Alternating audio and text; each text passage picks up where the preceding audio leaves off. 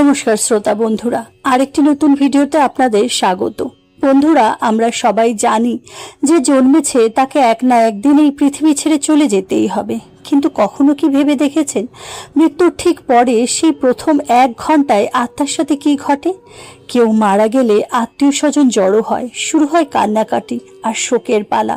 তারপর শুরু হয় অন্তিম যাত্রা। শ্মশানে চিতা সাজানো হয়, আগুন জ্বালানো হয় এবং দেহটি ধীরে ধীরে পুড়তে শুরু করে। তারপর মৃতদেহ দাহ করার পর শ্মশানে উপস্থিত আত্মীয় স্বজন, বন্ধু বান্ধব, পরিবারের সদস্যরা চলে যেতে শুরু করে। তারা ফিরেও তাকায় না, ভাবে যে সব কিছু শেষ হয়ে গেছে। কিন্তু সত্যিই কি সব শেষ? এখান থেকেই সেই ভয়ঙ্কর গা শিউরে ওঠা সত্যের শুরু, যার কথা কেউ জানে না, জানে কেবল একজন, যাকে সবেমাত্র সেই চিতায় দাহ করা হয়েছে। হ্যাঁ, সেই মৃত ব্যক্তির আত্মা তখনও শ্মশানে তার চিতার সামনে দাঁড়িয়ে থাকে। কিন্তু কেন, কি কারণে সে দাঁড়িয়ে থাকে? কি ভাবে সে, কি অনুভব করে সে? আজকে তাই জানবো। বন্ধুরা, চিতার আগুন যখন ধীরে ধীরে নিভে আসে, সবাই যখন শ্মশান ছেড়ে বাড়ির পথে রওনা দেয়, তখন কি সত্যি সেখানে আর কেউ উপস্থিত থাকে না? ধর্মীয় বিশ্বাস অনুযায়ী উত্তর হলো থাকে। থাকে সেই মানুষটির আত্মা, যে কিছুক্ষণ আগেও নিজের দেহের ভেতরে ছিল। এখন সে অসহায় চোখে নিজের জ্বলন্ত দেহকে দেখতে থাকে। সে বুঝতে পারে না কয়েক মুহূর্ত আগেও যে শরীরটিকে সে নিজের পরিচয় বলে জানত, সেটি এখন আগুনে বিলীন হয়ে যাচ্ছে। যখন চিতার শিখা নিভে আসতে শুরু করে, কেবল ছাই আর নীরবতা রেখে যায়, তখন সেখানে একটি অবয়ব দাঁড়িয়ে থাকে। সেটি কোনো মানুষ নয়, সেটি মৃত ব্যক্তির আত্মা তার নিজের চিতার কাছে দাঁড়িয়ে থাকে।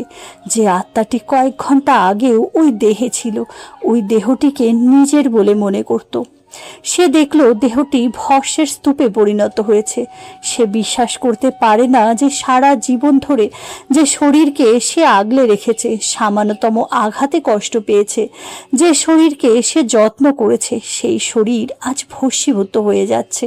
সে কিছুই করতে পারছে না, অসহায়ের মতো দাঁড়িয়ে থাকা ছাড়া। গরুড় পুরাণে বলা হয়েছে যে দাহ করার ঠিক পরের সময়টি আত্মার জন্য সবচেয়ে যন্ত্রণাদায়ক ও ভীতিকর মুহূর্ত। যখন আত্মা প্রথম উপলব্ধি করে সে আর এই জগতের অংশ নয়, যা এতদিন তার ছিল, তার কোনো কিছুই আজ তার কাছে তার নিজের নেই। কিন্তু এখন প্রশ্ন হলো, মৃত্যুর পরপরই আত্মা কেন এই পৃথিবী ত্যাগ না করে সে চিতার সামনে দাঁড়িয়ে থাকে, এবং এরপর কেন সে নিজ গৃহে ফিরে আসে? সে অবিলম্বে যমলোকে যায় না কেন? আজ আমরা এই বিষয়ে আলোচনা করব। চিতায় শরীর যখন পুড়ছে, তখন সেই মুহূর্তটা নিজের সামনে দাঁড়িয়ে থেকে লক্ষ্য করা তার পক্ষে খুবই যন্ত্রণাদায়ক হয়ে ওঠে। সে নিজেকে অসহায় বোধ করে, নিজের দেহকে চিতার আগুন থেকে এসে বাঁচাতে চায়, কিন্তু অসহায়ের মতো দাঁড়িয়ে থাকা ছাড়া আর কিছুই তার পক্ষে করা সম্ভব হয় না। যতক্ষণ শরীর সম্পূর্ণরূপে পুড়ে যায়, আত্মা সেখানেই থাকে। সেভাবে হয়তো আমি এই শরীরে ফিরে আসতে পারবো, আবার নতুন জীবন ফিরে পাবো। কিন্তু অসহায়ের মতো সবকিছু সহ্য করা ছাড়া তার পক্ষে আর কিছুই সম্ভব হয় না। এই দৃশ্য তার কাছে এক মহা প্রলয়ের চেয়েও কম কিছু নয়। এরপর যখন পরিবারের কোনো সদস্য বা তার ছেলে একটি বাঁশের লাঠি দিয়ে জ্বলন্ত লাশের মাথায় আঘাত করে, এই দৃশ্য সহ্য করা আত্মার জন্য আরো বেশি কষ্টদায়ক হয়ে ওঠে। এই সময় আত্মা বোঝে তার সেই শরীরে প্রবেশ করার রাস্তা তার জন্য চিরতরে বন্ধ হয়ে গেছে।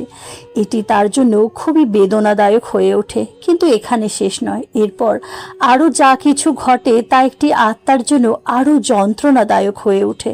শরীর পুড়ে ছাই হয়ে যাওয়ার পর শ্মশানে উপস্থিত আত্মীয় স্বজন, বন্ধু বান্ধব সকলে নিজের বাড়ির পথে প্রস্থান করে। এই সময় হিন্দু ধর্মের আরেকটি নিয়ম অনুসারে কেউ আর শ্মশানের দিকে পিছন ফিরে তাকায় না। অবশ্যই এর পেছনে অনেক কারণ আছে। যখন পরিবারের সদস্যরা সেখান থেকে চলে আসে আর পেছন ফিরে তাকায় না, তখন আত্মা ভাবে যে তাকে তারা একা ফেলে রেখে সেখান থেকে চলে যাচ্ছে। আত্মা ভয় পেয়ে যায়। এরপর যখন পরিবারের সবাই শ্মশান ছেড়ে চলে যায়, আত্মা তাদের অনুসরণ করতে চায়। সে যেন বলতে চায়, আমাকে একা রেখে যেও না, আমিও তোমাদের সঙ্গে যেতে চাই। কিন্তু কেউ তার সেই আর্তনাদ শুনতে পায় না। সে ছুটতে চাইলেও কাউকে স্পর্শ করতে পারে না। তার অস্তিত্ব তখন কেবল এক নিঃশব্দ অনুভূতি। ধর্মীয় বিশ্বাসে বলা হয়, এই সময় আত্মা গভীরভাবে উপলব্ধি করতে শুরু করে যে সম্পর্ক, সম্পদ, অহংকার, পরিচয়কে সে সারা জীবন আঁকড়ে ধরেছিল, মৃত্যুর সঙ্গে সঙ্গে সবকিছু পিছনে রয়ে গেছে। এই উপলব্ধির মধ্যে দিয়ে শুরু হয় আত্মার এক নতুন যাত্রা, যে যাত্রা আর এই পৃথিবীর নয়। সে সকলকে আটকানোর চেষ্টা করে, সকলকে ডাকার চেষ্টা করে, কিন্তু কেউ তার কণ্ঠস্বর শুনতে পায় না। সে কাউকে স্পর্শ করতে পারে না। যখন সে দেখে যে তার নিজের লোকেরাই, যাদের জন্য সে সারা জীবন পাপ করেছে, মিথ্যা বলেছে, প্রতারণা করেছে এবং টাকা উপার্জনের জন্য দিন রাত খেটেছে, তারাই তাকে এক অচেনা জায়গায় ছাইয়ের স্তূপের মাঝে একা ফেলে চলে যাচ্ছে, তখন সে তার জীবনের সবচেয়ে বড় কষ্ট অনুভব করে। সে বুঝতে পারে এই পৃথিবীতে কোনো সম্পর্কই চিরস্থায়ী নয়। তখন সে শ্মশানে সেই সমস্ত অতৃপ্ত আত্মাদের দেখতে পায়, যারা বছরের পর বছর নানা কারণে মুক্তি না পেয়ে সেখানে ঘুরে বেড়ায়। এই সময় তার অদ্ভুত অভিজ্ঞতা হয়। সে দেখে অনেক আত্মা আছে শত শত বছর ধরে মুক্তির জন্য ব্যাকুল হয়ে আছে, যারা ক্ষুধা ও তৃষ্ণায় কষ্ট পাচ্ছে।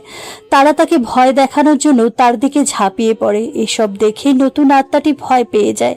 সে ভয়ে কাঁপতে শুরু করে। সে লুকানোর জায়গা খোঁজে, কিন্তু কোথাও লুকানোর কোনো জায়গা নাই। তখন সে নিজের ভুল ও পাপের জন্য অনুতপ্ত হয়। সে ভাবে, আমার সৎ জীবন যাপন করা উচিত ছিল।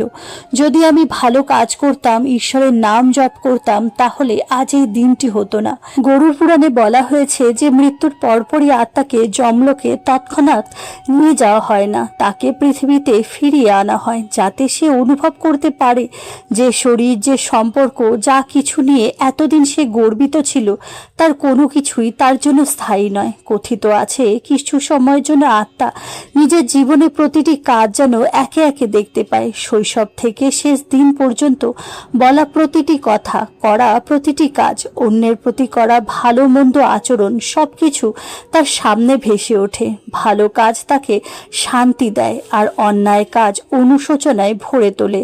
এই কারণেই বহু ধর্মগ্রন্থে বারবার বলা হয়েছে, জীবন যতদিন আছে ততদিন সৎকর্ম করো, অন্যের উপকার করো, সত্যের পথে চলো এবং ঈশ্বরের স্মরণে জীবনকে অর্থবহ করে তোলো।